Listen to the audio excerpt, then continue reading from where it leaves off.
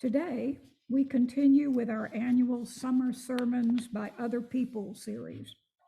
During the month of August, members of the UU community of Cambria will present sermons written and delivered by UU ministers or other prominent members of the religious and academic communities.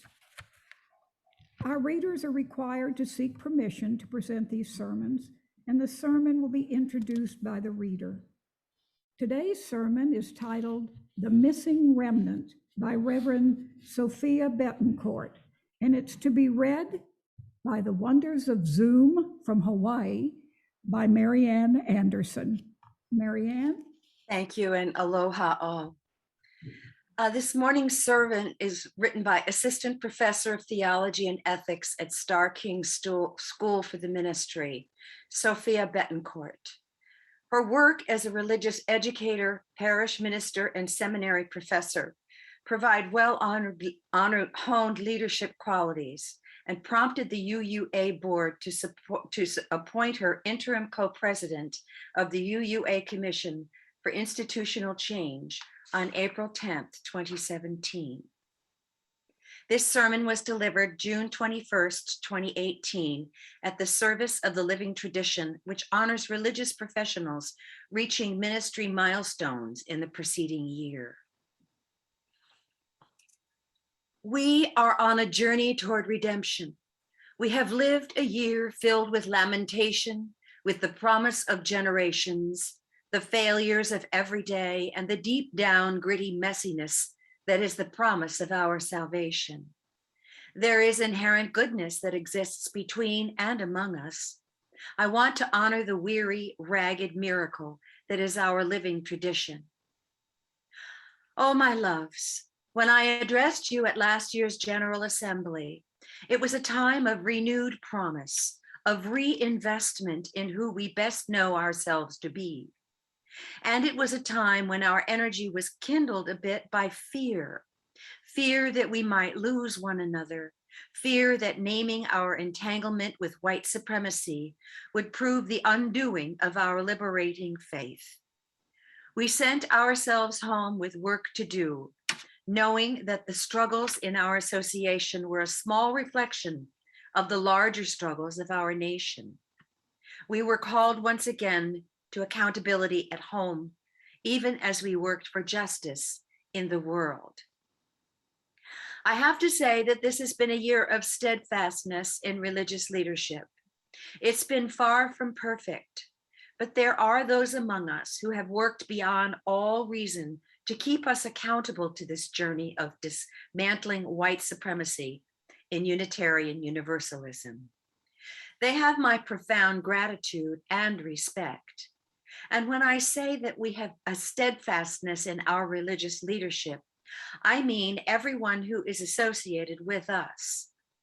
All of you who have heard your values and your dreams of faithful living expressed in our congregations and communities, and have chosen to cast your lot among us.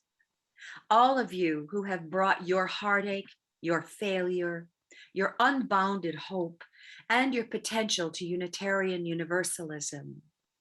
All of you most impacted by this work, who have remained in our communities, even when we have offered you less than what your spirit deserves.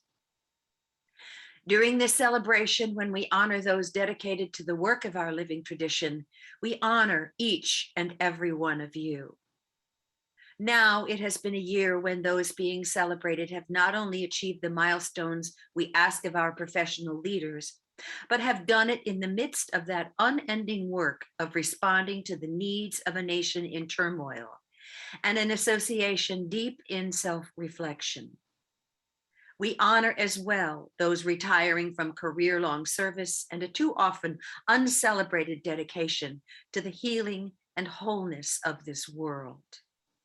We rightly pause to honor this depth of commitment in times when we do not entirely know what our journey will ask of us, only that the work itself worthy of sacrifice. In a world where white supremacy and all other forms of oppression that feed on one another All the logics of domination are blamed on the most ludicrous things: sleep medication, absent-minded employees, habit, resource scarcity in the nation shaped by greed, religion itself. We are called more than ever to testify with our lives. Poet and prophet Audre Lorde told those embarking on a next great journey that it was their small actions, their everyday decisions, and how they moved through this world that not only gave them power, but would define our future. She did not offer them a great redeeming moment. She simply steered them back to the daily struggle, to what we might call faithful living. This is about the journey of redemption. Now imagine that some of you are tired of this conversation. The work of dismantling oppression can feel endless at times. In our tiredness, we sometimes fear that speaking the truth of our own complicity somehow invalidates the good that we have done in the world. Instead, I see it as a sign of our commitment to task that must rest in our faithfulness if it is ever to succeed. It will take a strength larger than our individual beliefs, larger than our collective intention to reshape our surrounding culture.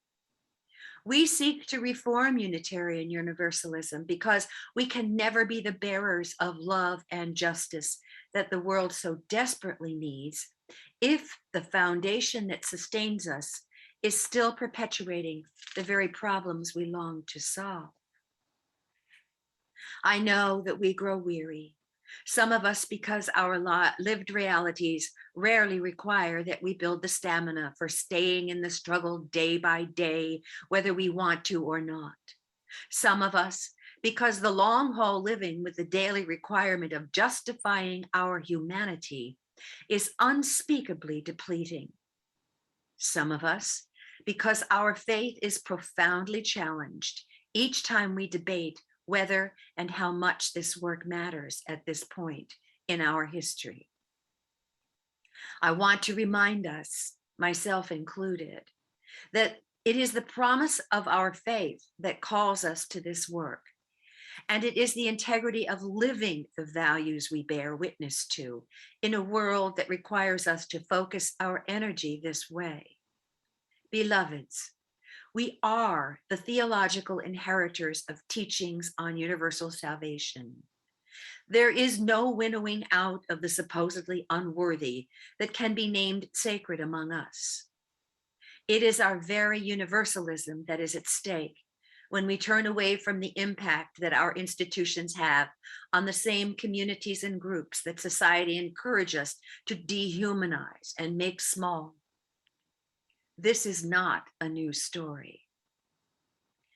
When I look for something to hold on to in these days, when the death struggles of institutionalized white supremacy and heteropatriarchal capitalism are attacking every group thrown to the margins to justify unearned privilege and immoral gains, I turn to the wisdom of activists who have long taught us that liberation is collective. Many of us know the words attributed to the Indigenous Australian activist Lilla Watson. If you have come here to help me, you are wasting your time. But if you have come because your liberation is bound up with mine, then let us work together. Watson herself reminds us that this wisdom has grown collectively from activists and organizers. So I want to bring us back to one of our own, Frances Ellen Watkins Harper, who is remembered for teaching us that we are all bound up together. Collective salvation was not a new idea at the time, though Harper predates the theologians in our tradition is best known for embracing this worldview. In 1866, flanked by white allies, Elizabeth Cady Stanton and Susan B. Anthony at the 11th National Women's Rights Convention in New York City, Frances Ellen Watkins Harper insisted that we are all bound up together in one great bundle of humanity, and society cannot trample on the weakest of its members without receiving the curse in its own soul. Harper, a freeborn Black woman who belonged to both Unitarian and AME churches, lived her life using her relative privilege to fight for the freedom of her people, all of her people. This beautifully intersectional abolitionist organized for women's suffrage alongside the ending of slavery and civil rights for all. She challenged us on the dire consequences of oppression and how the violence we inflict on those we convince ourselves are less worthy harms not only those whose sacredness we dishonor, but irrevocably violates our own souls as well. I'm not going to continue quoting from her speech because the accepted ableist language of her time has no place in a modern pulpit. But I want us to understand that we are also inheritors of Harper's insistence that there is a level of immorality worse than the systemic oppression we are giving so much, very, very much of ourselves to uproot from our beloved communities. When the poetry poured from this Black mother's heart, she unflinchingly called the nation to account for reaching out to peoples of African descent for help in a time of great need, then utterly rejecting them once again in times of safety. Beloveds, I am not suggesting we are repeating the depths of infamy, to use Harper's words, of Civil War America, but I am experiencing echoes that frighten me. The journey toward redemption includes truth-telling, and I'm going to ask you to bear with me for a minute, trusting that I know every congregational and communal situation is complex, just as I know that we can do better, that I can do better. This is a year when we have rightly thanked our gifted religious educators for their compassionate investment in our faith formation through the white supremacy teach-ins. I have heard anecdotally that this is also a year when many religious educators of a wide range of racial and ethnic identities, including white co-conspirators, have struggled with ministerial supervisors who are not as committed to this work. This is a time when more than 800 of our congregations, excuse me, have engaged in communal learning about dismantling white supremacy. And it is also a time when we have needed interventions from the UUA and received negotiated resignations from religious professionals of color at unprecedented levels. Let me be clear. When we do this work, we almost always ask more of the people most impacted by it, project our greatest fears onto them, and allow the system to remove them rather than sustain the deep culture-changing work required for us to truly live our values in the world. And this is not just about race or ethnicity. It is about every disempowered group in our leadership. I would ask you to make it a part of your faithful living to learn about the stories of our religious leaders who live with disabilities, who identify as transgender, non-binary, or gender non-conforming.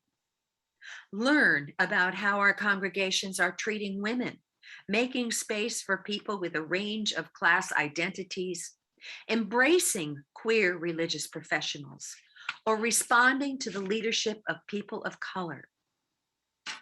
Notice the things our beloveds feel justified in saying to us about our appearances, particularly to those who are fat. This list goes on and on. It is past time that we stop expecting extra help from those we impact the most, then burdening them with the behaviors that come from our own wrestling with grief and dismay in the aftermath. Let us find better ways to care for our souls in times of change. I am begging you.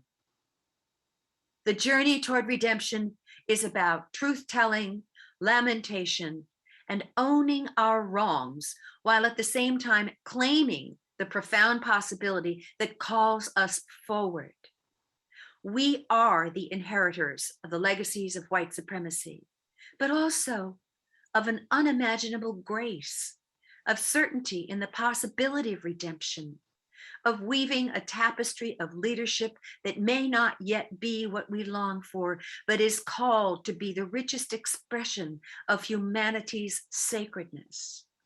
We believe in human capacity great enough, God-loving enough, values strong enough, communities dedicated enough, and leaders humble enough to move us toward redemption.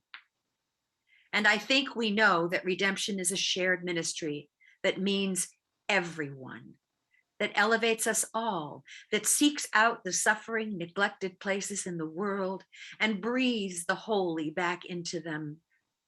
Redemption is a professional religious leadership that is humble, that apologizes, and that limits its own power to move us toward a greater truth.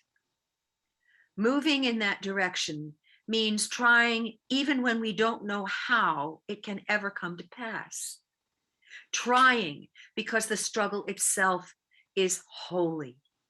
It means celebrating the successes that do in fact exist among us, elevating them and putting them to the service of creating even greater success.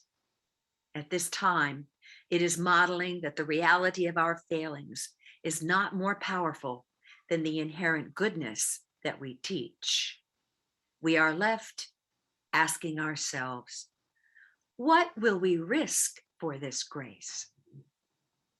The thing is, I believe in our callings. Yes, many of us are called to professional religious leadership. We agreed to be there in the difficult moments and in the successes and celebrations, and we promise to wrestle and show up even if our hearts are breaking. But we also promise to understand that every member and friend of a Unitarian Universalist community is also there by calling. We are called collectively to this great experiment in communal salvation. Whether we arrived in this faith by birth or by choice or by everyday expression of our values in the world, that matters. What will you risk for this grace? Where lies your hope for our interwoven salvation? To my colleagues whose chosen absence we mourn, for all who serve in spite of what has been done to them, it is strange to say I remember you every time I watch Black Panther again. Is it during that moment near the end of the film when T'Challa calls Nakia, I think I know a way that you can still fulfill your calling. Please stay. Oh, my loves, please stay. I believe in the power of our calling. I believe in saving the soul of our nation and that we cannot show up authentically for that struggle if we ignore the one right here, right in this community of faith. I am asking you to love us even when we don't deserve you, but not at the expense of your health or well-being, either physical or spiritual. Do lean into the fierce and fabulous network of those who share some of your identity-shaped experiences and know that you are never alone. The good news is that we are in control of what we do with our daily living.